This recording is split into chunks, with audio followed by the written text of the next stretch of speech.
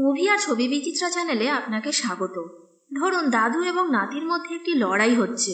দাদু যদি হয় 69 আর নাতি যদি হয় 18 বছরের, তাহলে কে জিতবে? কি মনে হয় আপনার? আজকে যে গল্পটা বলতে চলেছি সেই গল্পে 69 বছরের দাদু তার এক 18 বছরের নাতির সাথে কম্পিটিশন শুরু করে ওয়ার্ল্ড রেকর্ড বানানোর জন্য। তবে এই দাদুকে দেখে হালকাভাবে নেবেন না। দাদুর বয়স 69 হলেও কারোর ক্ষমতা নেই তাকে বুড়ো বলার, কারণ সে বুড়ো হতেই জানে না। এই বয়সেও সে যে কোনো যুবকের সাথে পাল্লা দিয়ে যে কোনো কাজ করতে রাজি। তার উপর তার স্ত্রীর প্রতি ভালোবাসা দেখে ভাববেন একটা মানুষ তার স্ত্রীকে কতটা ভালোবাসলে এরকম করতে পারে। এই সিনেমা আপনাকে যেমন হাসিয়ে মজা দেবে, তেমনি এর কিছু সিন আপনাকে ইমোশনাল করিয়ে কাঁদিয়ে ছাড়বে। এই মুভিটা দেখতে গিয়ে অনেক দিন পর আমি যেমন হেসেছি, ঠিক তেমনি এর ইমোশনাল সিনগুলিতে ততটাই কেঁদেছি। এই সিনেমাটা দেখার জন্য হাজার কারণ হয়তো আপনার থাকবে, কিন্তু না দেখার জন্য একটি কারণও খুঁজে পাবেন না। এই সিনেমা দেখে আপনি হয়তো আপনার মা বাবাকে নতুন করে বুঝতে শিখবেন। মোট কথা, এইরকম একটা অসাধারণ ড্রামা মুভি কোনোভাবেই মিস করা উচিত নয়। চলুন তাহলে মূল গল্পে যাওয়া যাক। মুভির শুরুতে আমরা বিজয়কে দেখতে পাই, যে একজন রিটায়ার্ড সুইমার, যার হবি ছিল সুইমিং। সে এই সুইমিং নিয়েই তার কেরিয়ার বানাতে চেয়েছিল, কিন্তু কোনো কারণে শুধুমাত্র একটি ক্লাবের সুইমিং কোচ হিসাবেই রয়ে যায়। কি ঘটেছিল তার জীবনে সেটা আমরা পরে জানতে পারবো। যাই হোক, একদিন মধ্যরাতে বিজয়কে একটা ব্রিজের ওপরে হাঁটতে দেখা যায়। সে হাঁটতে হাঁটতে হঠাৎ করে ব্রিজের রেলিংয়ের ওপরে উঠে পড়ে এবং সেখান থেকে নিচে জলে লাফানোর চেষ্টা করতে থাকে। দেখে মনে হচ্ছিল সে সুইসাইড করতে যাচ্ছে। এই সময়ই তার চেনা একজন তাকে দেখে ফেলে এবং পেছন থেকে চিৎকার করে ডাকে। বিজয় একবার পেছনের দিকে তাকিয়ে দেখে, তারপর জলের মধ্যে ঝাঁপিয়ে পড়ার শব্দ শোনা যায়। পরের দিন আমরা দেখতে পাই একটি চার্চে বিজয়ের জন্য শোক দিবস পালন করা হচ্ছে। এই শোক দিবসে বিজয়ের মেয়ে, জামাই, নাতি সবাই রয়েছে। এরা ছাড়াও এখানে বিজয়ের কিছু বন্ধু রয়েছে যারা শেষ বয়সেও বিজয়ের হাত ছাড়েনি। প্রত্যেকেই বিজয়ের জন্য দুঃখ পাচ্ছে, কারণ কেউই ভাবতে পারেনি বিজয় এ ধরনের কাণ্ড করবে। তারা এটাও বুঝতে পারছে না যে বিজয় কেন এমন করলো। বিজয়ের স্ত্রীও অনেকদিন আগেই মারা গেছে। এখানে আমরা সেই সব ব্লগারদের একজনকেও দেখতে পাই যারা লাইক ও শেয়ার পাওয়ার জন্য যে কোনো ঘটনার ভিডিও বানাতে থাকে। এই সভাতেই দুটি বাচ্চাকে কথা বলতে দেখা যায়, যারা বলছে, জানিস আঙ্কেলের বডি এখনো পাওয়া যায়নি। কাল শুধু বক্সি আঙ্কেল তাকে ব্রিজের ওপর থেকে লাফিয়ে পড়তে দেখেছে এবং জলে পড়ার একটি শব্দও শুনেছে। সে হয়তো ভেসে অন্য কোথাও চলে গেছে, অথবা ভূত হয়ে গেছে।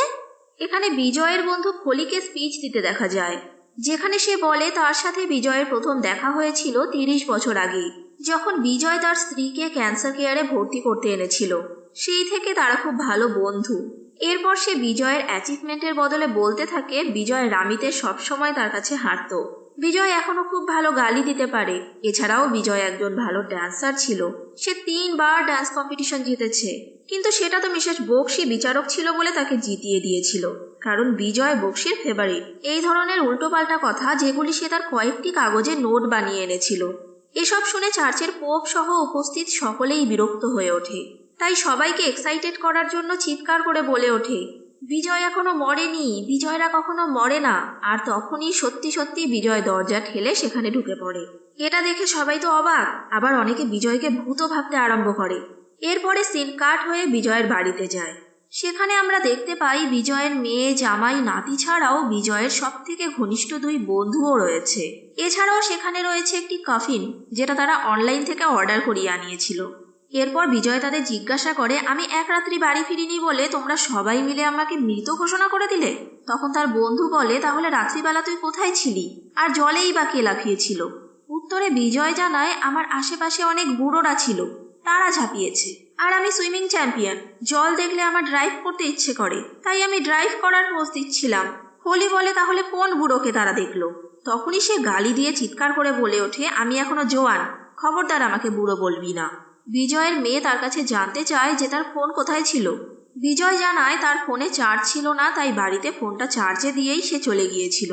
আর রাতে তার বন্ধু কিশোরের সাথে ড্রিঙ্ক করার পরে সেখানেই ঘুমিয়ে পড়েছিল। তার এইসব কথা এবং একের পর এক গালাগালির ফলে তার মেয়ে সেখান থেকে রাগ করে চলে যেতে থাকে। বিজয় তাকে থামাতে গেলে সে বলে, মা মারা যাওয়ার পর তুমি খুব কেয়ারলেস হয়ে গেছো। বিজয় বলে, আজ থেকে আমি আর ড্রিঙ্ক করব না। কিন্তু তার মেয়ে বুঝে যায় এই প্রমিস সে রাখতে পারবে না, তাই সে সেখান থেকে চলে যায়।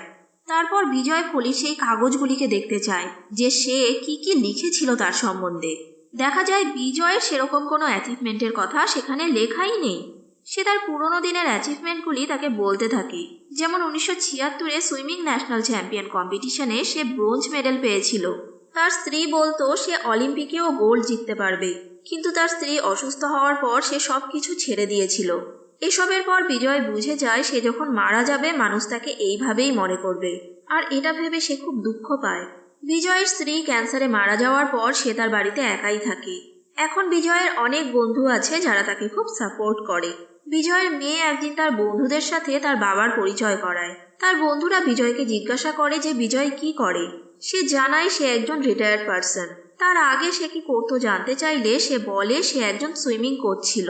তার মেয়ের বন্ধুরা ভাবে সে কোনো ন্যাশনাল বা স্টেট লেভেলের কোচ হবেন, কিন্তু তার মেয়ে জানায় সে একটি ক্লাবে সুইমিং শেখাতো। এটা বলতে তার মেয়ে হেজিটেট বোধ করছিল।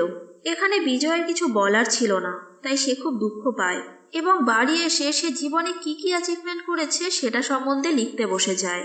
কিন্তু ব্রোঞ্জ মেডেল পাওয়ার পর বাকি 30 বছর সে কোনো অ্যাচিভমেন্ট করেছে কিনা সেই সম্বন্ধে কিছুই লিখতে পারে না। এবার বিজয় ঠিক করে তাকে এমন কিছু করতেই হবে যাতে মানুষ তাকে মনে রাখে। এরপর বিজয় কম্পিউটারের সামনে বসে তার অ্যাচিভমেন্টের পারপাস খুঁজতে শুরু করে। সে ইন্টারনেটে সার্চ করে এমন 10টা জিনিস বের করে যেটা বুড়ো মানুষরাই করেছে।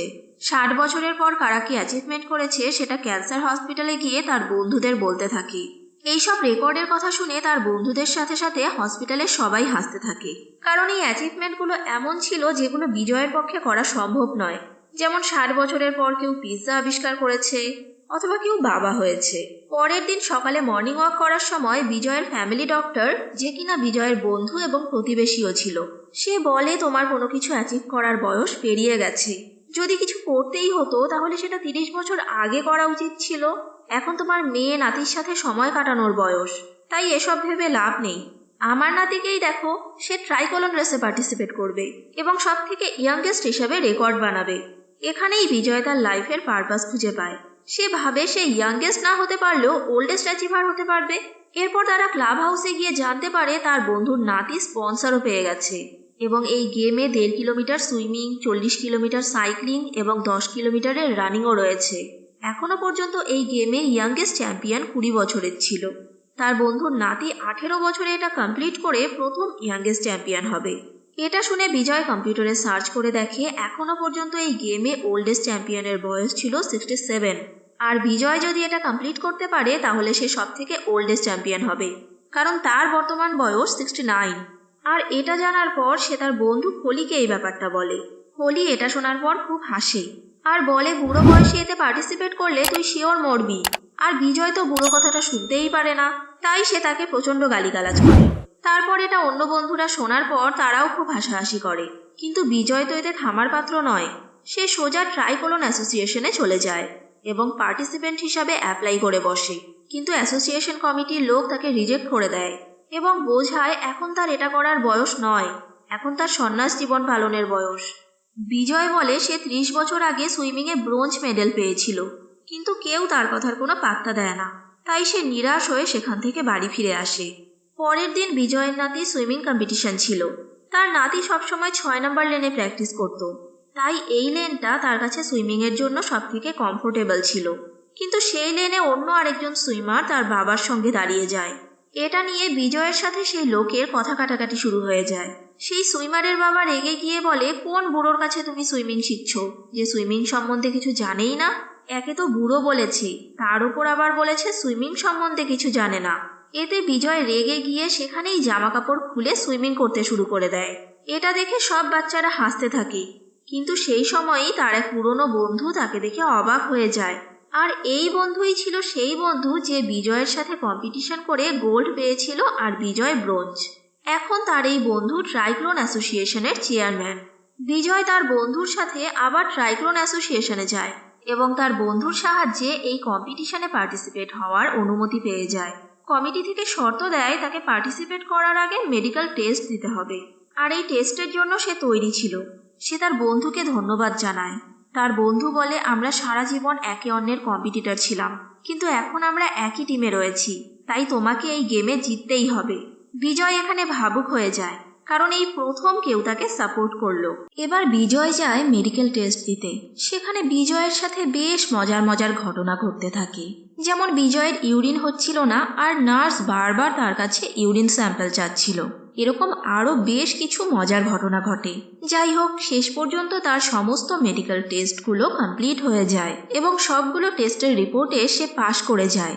এই খুশির খবর সে তার বন্ধুদের সঙ্গে শেয়ার করে এবং তারাও এটা নিয়ে খুব খুশি হয়। বিজয় বলে তার স্ত্রী সবসময় চাইতো সে যেন জীবনে অনেক বড় কিছু অ্যাচিভমেন্ট করে, কিন্তু তার স্ত্রীর অসুস্থতার জন্য সেটা তার করা হয়ে ওঠেনি। তাই যখনই বিজয় নিরাশ হয়ে যেত তখনই তার স্ত্রী গান করত, আগে ভি জানে না তু পিছে ভি জানে না তু जो भी है बस यही एक पल है। এই গানটি শুধু বিজয়ের না, যারা পুরোনো দিনের হিন্দি গান শোনে তাদের সকলেরই খুব প্রিয় গান। এমনকি আমারও এটা একটা ফেভারিট গান। সবার এটা ফেভারিট গান হলেও বিজয় ভাবতো এটা শুধু তার জন্যই তৈরি হয়েছে এবং তার স্ত্রী শুধু তার জন্যই এই গানটি করে। তাই এই গানের সাথে সে ভীষণভাবে ইমোশনালি যুক্ত ছিল। যাই হোক, পরের দিন থেকে বিজয়ের ট্রেনিং শুরু হয়ে যায়, কিন্তু 69 বছর বয়সে এরকম কঠিন ট্রেনিং তার জন্য খুবই কষ্টদায়ক ছিল। সে কিছুক্ষণ পরপরই হাঁপিয়ে উঠছিল। সেই সময় বিজয়ের রুহির সঙ্গে দেখা হয়ে যায়, মানে সেই সোশ্যাল মিডিয়ার ইনফ্লুয়েন্সারের সাথে যে বিজয়ের মৃত্যুর খবর পেয়ে ভিডিও বানিয়েছিল। রুহি বিজয়ের সাথে আরও কিছু ভিডিও বানায় এবং পোস্ট করে দেয়। যেহেতু রুহির 3 মিলিয়নের ওপর সাবস্ক্রাইবার ছিল, তাই বিজয়ও মানুষের মধ্যে পপুলার হয়ে যায়। হোলি বিজয়কে বলে, তুই একা একা ট্রেনিং করতে পারবি না, তোর কোচের দরকার হবে। বিজয়ের কোচিংয়ের জন্য তারা দুজন একটি কোচের কাছে আসে যে বাচ্চাদের কোচিং করাতো। এই কোচ বিজয়কে দেখার পর বলে ট্রাইকলন জেতা বিজয়ের পক্ষে সম্ভবই না, কারণ এই গেমের জন্য যে হেভি ট্রেনিংয়ের প্রয়োজন সেটা বিজয় করতে পারবে না, তাই সে তাকে কোচিং দেবে না। বিজয় বলে, আমি ন্যাশনাল সুইমিং চ্যাম্পিয়ন আর আমার নিজের ওপর বিশ্বাস আছে, কিন্তু তোমার কি তোমার কোচিংয়ের ওপর বিশ্বাস আছে? এই কথা শুনে কোচ খুব রেগে গিয়ে বলে, আমি তোমাকে ট্রেনিং দেব, কিন্তু 1.5 লাখ টাকা ফিস নেব। বিজয় এই কথা শুনে ঘাবড়ে যায়, কারণ এত টাকা তার পক্ষে দেওয়া সম্ভব না। তখনই তার স্পন্সরের কথা মনে পড়ে যায় আর সে চলে যায় রুহির কাছে। রুহি ও বিজয় মিলে একজন জুতো বিক্রেতার কাছে চলে আসে। তারপর তাকে অনেক কষ্টে রাজি করায় স্পন্সর হওয়ার জন্য। পরের দিন থেকে কোচ বিজয়ের ট্রেনিং শুরু করে দেয়। এই কোচের ট্রেনিং পদ্ধতি ছিল অদ্ভুত ধরনের। দেখা যায় বিজয়কে একটি রশির মধ্যে এক মাথার সঙ্গে বেঁধে অন্য মাথা গাড়ির সঙ্গে বেঁধে তাকে টেনে নিয়ে যাওয়া হচ্ছে। আবার তাকে অক্সিজেন মাস্ক পরিয়ে খুব হাই অল্টিটিউডে সাইকেল চালাতে পাঠায়, যেটা করতে গিয়ে বিজয় বারবার পড়ে যায়। দেখে মনে হচ্ছিল কম্পিটিশনে যাওয়ার আগেই এই ট্রেনিং করতে করতে সে মারা যাবে। আদিত্য ও তার বাবাও এগুলি দেখছিল। তারা এমনিতেই বিজয়কে হিংসে করত। তার উপর ধীরে ধীরে মিডিয়ার এবং বিভিন্ন স্পন্সরের অ্যাটেনশনও বিজয়ের ওপর চলে আসে। আর এটা স্বাভাবিক, কারণ সমস্ত মিডিয়ার শুধু মশলা চাই। আর তাই একটা ইয়াং ছেলের গেম জেতার থেকে এরকম একজন বৃদ্ধের গেম জেতার জন্য যে স্ট্রাগল, সেটা অনেক বেশি মশলাদার। আর এরপরই আদিত্যর বাবা মিডিয়ার লোককে টাকা খাইয়ে বিজয়ের বিরুদ্ধে রিপোর্ট করতে বলে। টাকা খেয়ে মিডিয়ার লোক রিপোর্ট করতে থাকে। বিজয়ের বয়স 64। বিজয়ের এই গেমে পার্টিসিপেট করা উচিত না। যাই হোক, বিজয়ের ট্রেনিং চলতেই থাকে আর সে একের পর এক ইভেন্টে খুব ভালো ফলাফল করতে থাকে। কিন্তু এই ট্রেনিংয়ের মধ্যেই বাধা হয়ে দাঁড়ায় তার মেয়ে, কারণ সে তার মাকে হারিয়েছে, বাবাকে হারাতে চায় না। আর এখানেই বিজয়ের সেই আইকনিক ডায়লগ আসে।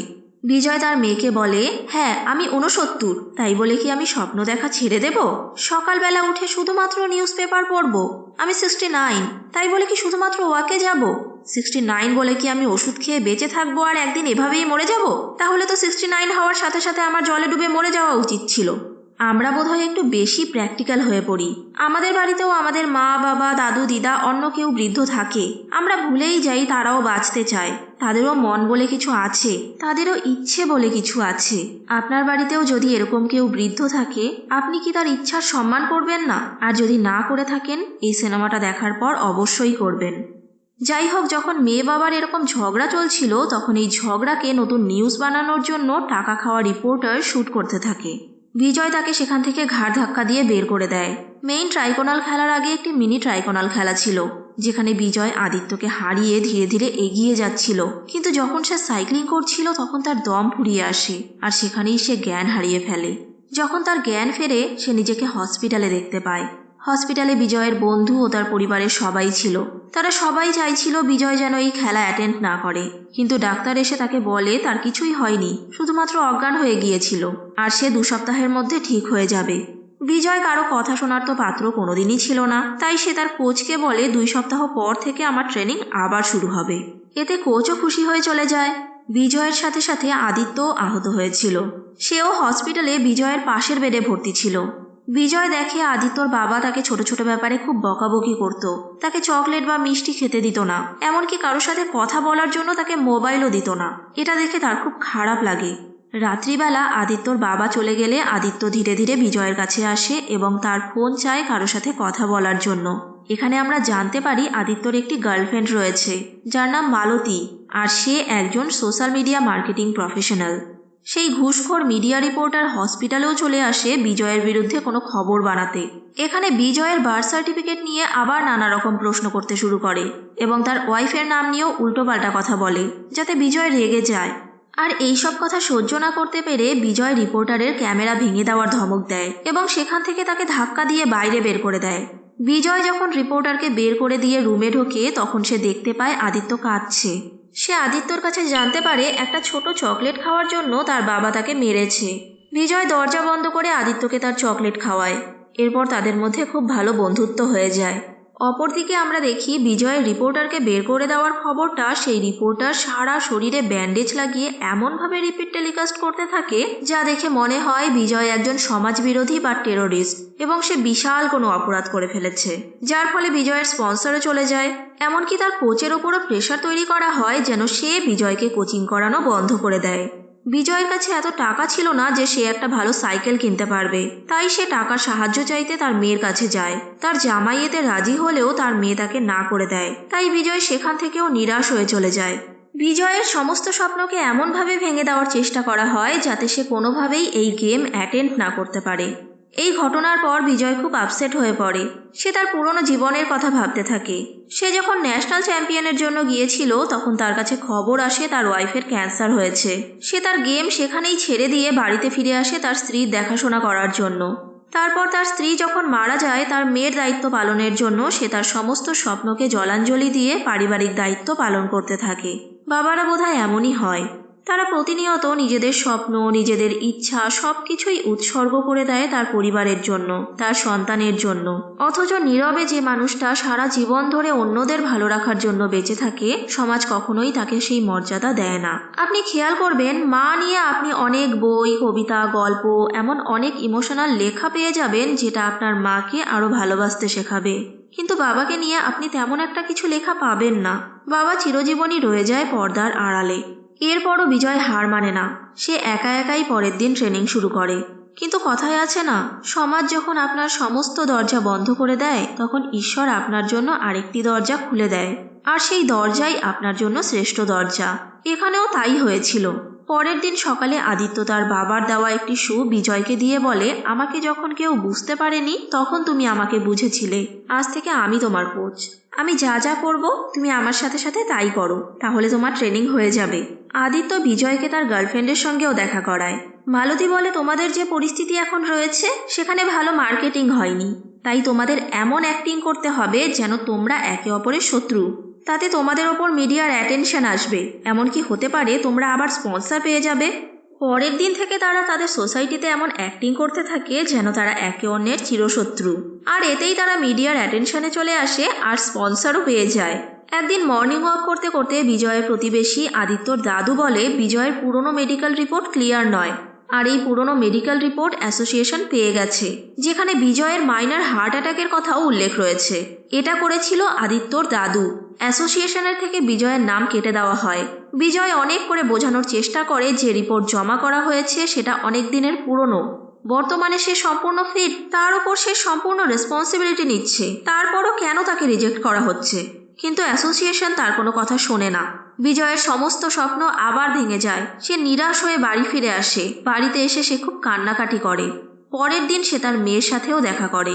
তার মেয়ে তাকে বলে, তুমি খুব জেদি মানুষ। তুমি যখন চ্যাম্পিয়নশিপের জন্য গিয়েছিলে এবং মার ক্যান্সারের জন্য ফিরে এসেছিলে তখন মা খুব কষ্ট পেয়েছিল, আর সে সারা জীবন শুধু ভেবে গেছে তার জন্যই তোমার স্বপ্ন পূরণ হয়নি। মা সবসময় চাইতো তুমি তোমার লাইফে খুশি থাকো, তুমি তোমার মতন করে বাঁচো। মা তোমার হাতে গোল্ড মেডেল দেখতে চেয়েছিল। এরপর তার মেয়েও তাকে পুরোপুরি সাপোর্ট করে। এই সিনগুলি আপনাকে ইমোশনাল করিয়ে কাঁদিয়ে ছাড়বে। পরের দিন বিজয় ট্রাইকোলন রেস দেখার জন্য তার বন্ধুদের সাথে বেরিয়ে পড়ে, কারণ আদিত্য তাকে অনেক হেল্প করেছে এবং তারা এখন খুব ভালো বন্ধু। তাই বিজয় আদিত্যকে সাপোর্টের মাধ্যমে নিজেকে দেখতে চাইছিল, যদিও সে এতে পার্টিসিপেট করতে পারল না বলে খুব দুঃখী ছিল। বিজয়ের কোনো বন্ধুরই এই গেম দেখতে যাওয়ার কোনো ইচ্ছেই ছিল না, কারণ তারা প্রত্যেকেই বিজয়ের জন্য কষ্ট পাচ্ছিল। বিজয়ের তো একটাই স্বপ্ন ছিল, তার স্ত্রী যেই গোল্ড মেডেলটা চাইছিল সেটা সে শেষ বয়সে হলেও অ্যাচিভ করবে এবং তার স্ত্রী এনাকে উৎসর্গ করবে, কিন্তু তার শেষ স্বপ্নটাও পূরণ হলো না। এইভাবেই না জানি কত মানুষের স্বপ্ন হারিয়ে যায়, যার আমরা খোঁজও রাখি না। আপনার যদি এমন কোনো স্বপ্ন থাকে যেটা আপনি পূরণ করতে পারেননি, তাহলে আমাদের কমেন্ট করে জানাবেন। আমাদের সাথে সাথে বহু মানুষ আপনার হয়ে প্রার্থনা করবে যাতে আপনি আপনার স্বপ্ন পূরণ করতে পারেন। কিছুক্ষণ পর ট্রাইকোলন গেম চালু হয়ে যায়। এই গেমের চিফ গেস্ট ছিলেন ক্রীড়ামন্ত্রী।